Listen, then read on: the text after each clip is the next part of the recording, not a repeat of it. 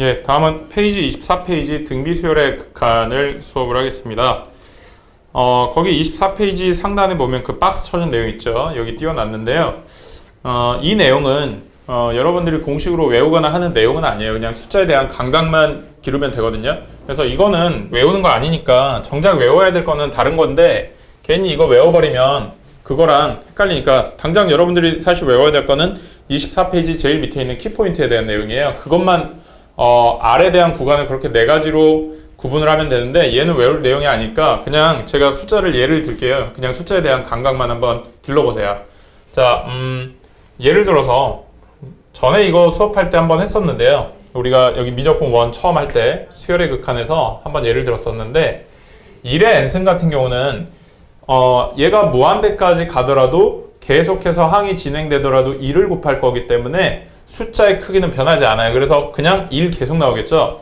그런데 만약에 1보다 큰 2의 n승 같은 경우는 처음에 2였으면 그 다음엔 또 2를 곱해서 4가 될 거고 그 다음 8이 될 거고 그 다음 16이 될 거고 그 다음 30이 이렇게 점점 커지겠죠. 왜냐하면 1보다 큰 수를 곱할 거니까요. 그래서 1보다 큰 수의 거듭 제곱꼴은 어떻게 가냐면 양의 무한대로 가겠죠. 점점 커지니까. 자, 그러면 리미트 n이 예를 들어서 1보다 조금 더 큰 1.1의 n승은 어떻게 되죠?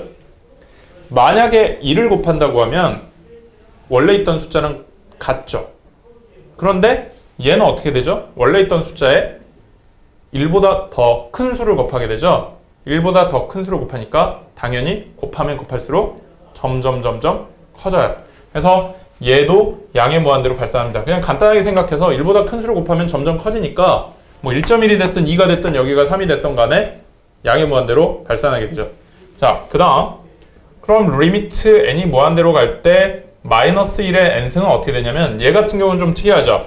처음에 마이너스 1이었다가 그 다음 플러스 1이었다가 마이너스 1이었다가 플러스 1이었다 이렇게 하니까 마이너스 1이었다가 플러스 1이었다가 마이너스 1 플러스 1 이렇게 진동하게 되는 경우죠. 그래서 얘는 특이하게 진동이긴 진동인데 숫자의 절대값은 즉 숫자의 크기 자체는 숫자의 크기 자체는 1인데 부호만 플러스 마이너스 이렇게 바뀌는 거죠. 그래서 얘만 좀 특이하니까 요거 한번 봐두시고요. 그러면 1하고 마이너스 1하고 사이에 있는 숫자들은 어떻게 되죠? 뭐 플러스 2분의 1이든 마이너스 2분의 1이든 어쨌든 얘네들은 어떻게 되죠? 점점 작아지죠. 1보다 작은 수를 곱할 거니까 즉 처음에는 2분의 1이었지만 그 다음에는 4분의 1, 그 다음 8분의 1 이렇게 되겠죠.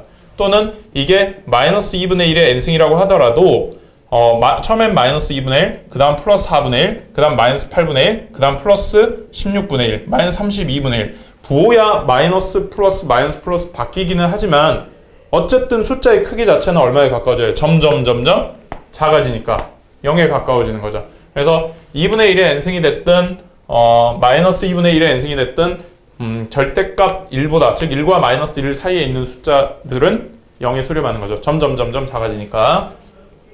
그 다음 리미트 n이 무한대로 갈 때 마이너스 2의 n승 마이너스 1보다 더 큰 수들은 어떻게 되냐면 얘네들은 처음에는 마이너스 2였다가 그 다음 플러스 4였다가 그 다음 마이너스 8이었다가 그 다음 플러스 16이었다가 그 다음 마이너스 32였다가 이렇게 진동하게 되죠. 그런데 마이너스 1의 n승하고의 차이는 마이너스 1의 n승은 숫자의 크기 부호는 플러스 마이너스 계속 바뀌지만 숫자의 크기는 1이었던 반면에 얘 같은 경우는 숫자의 크기 자체도 계속 커지면서 진동하는 거죠. 그래서 얘하고는 조금 다르게 진동하죠. 진동하긴 진동하더라도. 그래서 이것만 좀 보시면 되겠고 그래서 한번 보세요.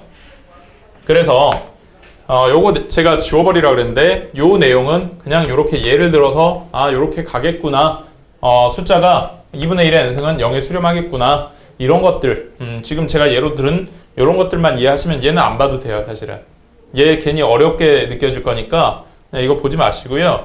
여러분들이 외워야 될 내용은 24페이지 제일 아래에 보면 R의 n승을 포함한 수열의 극한을 구할 때는 다음 네 가지 경우로 나눈다. 요거를 기억을 하시면 돼요. 요거는 여러분들 중간고사 때 수열의 극한 편에서 한 문제가 나올 거고요.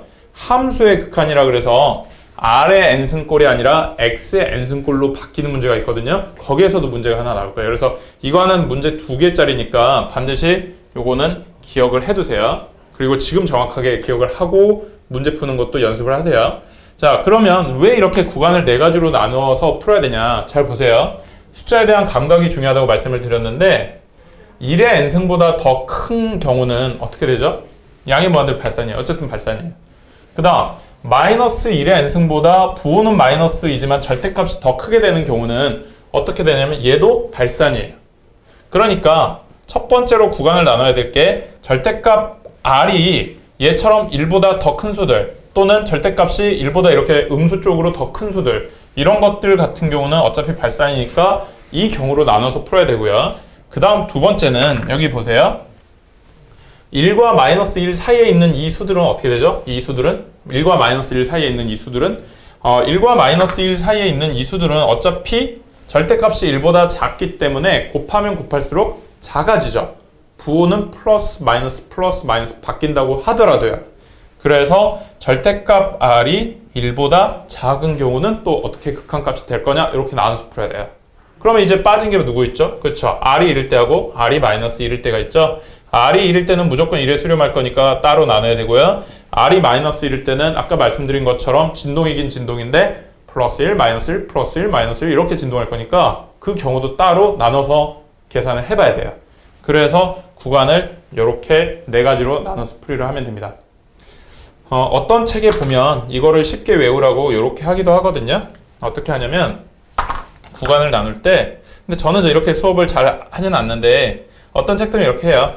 이렇게 절대값 r이 1보다 클 때로 나누고 그 다음 절대값 r이 1보다 작을 때로 나누고 r이 1일 때하고 r이 마이너스 1일 때 이렇게 네 가지로 나누라. 어떤 책들은 이렇게 설명하는데요. 어찌 됐든 간에 중요한 거는 지금 나와 있는 내용 r의 n승꼴을 포함한 수열은 어떻게 한다? 절대값 r이 1보다 클 때, 1보다 작을 때, r이 1일 때, 마이너스 1일 때 이렇게 네 가지로 나눠서 풀이를 한다는 건 반드시 기억을 해놓으세요. 왜 그러냐면 숫자의 성질 때문에 이렇게 네 가지로 구분을 하는 거예요. 자, 그래서 요거 한번 기억을 해 보시고요. 그리고 나서 또 이제 25번까지 마저 설명을 할까요? 죄송합니다. 25페이지까지 마저 설명을 할게요. 그리고 나서 문제 풀이를 할게요. 이 부분은 그러면 문제를 몇 가지만 풀어보고 25페이지까지만 설명을 하겠습니다. 25페이지까지만 설명을 할게요. 자, 등비수열의 수렴 조건.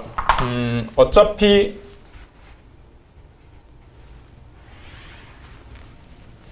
요거 25페이지입니다, 이제. 자, 요거 필요하신 분들은 빨리 적고 넘어가시고요. 자, 해봅시다. 어차피 1번하고 2번은 겹치는 내용이니까 2번만 먼저 설명을 할게요. 등비수열 A 곱하기 R의 n-1승꼴의 수렴 조건은 어떻게 되냐면 필요한 거는 이렇게 밑줄을 그으시면 되겠습니다. 가로 부분은 선으로 가리고 채우실 수 있으면 되고요. A 곱하기 R의 n-1승꼴은 우리가 R의 n승꼴 수열은 언제 수렴한다 그랬죠? 수렴하는 경우는 R이 1이거나 절대값이 1과 즉 마이너스 1과 1 사이에 있으면 수렴하게 되겠죠. 그러니까 이게 수렴할 조건은 어떻게 되냐면 R값이라고 하는 게 마이너스 1과 1 사이면 무조건 수렴해요. 왜냐면 1보다 절대값이 1보다 작기 때문에 n승 하면 할수록 0에 가까워지는 거죠. 그런데 그거에 추가로 R이 1일 때는 어떻게 되죠? R이 1이란 얘기는 만약에 R이 1이면 초항이 A였으면 그 다음 항도 A, 그 다음 항도 A, 그 다음 항도 A 계속 A가 나올 거니까 A에 수렴한다 이렇게 얘기할 수 있겠죠. 그래서 추가로 R이 1일 때도 얘기하면 되고 또는 A가 0이면 만약에 A가 0이어버리면 R이 얼마든지 간에 0이면 계속 0이 나오겠죠. 얼마를 곱하더라도 계속 0이 나오겠죠. 그러니까 초항이 0이거나 공비가 그래서 이거의 수렴 조건은 초항이 0이거나 공비가 마이너스 1보다 크고 1보다 작거나 같을 때 수렴하게 될 거예요. 그래서 여기까지만 정리를 해 놓으시면 되겠고 이것도 문제로 얘기하면 한 문제 정도는 나올 겁니다. 그래서 이것도 기억을 해 놓으세요. 그래서 지금 말씀드린 24페이지와 25페이지에 있는 개념을 한번 스스로 정리를 하시고요. 그리고 나서 26페이지부터 문제풀이 하도록 하겠습니다.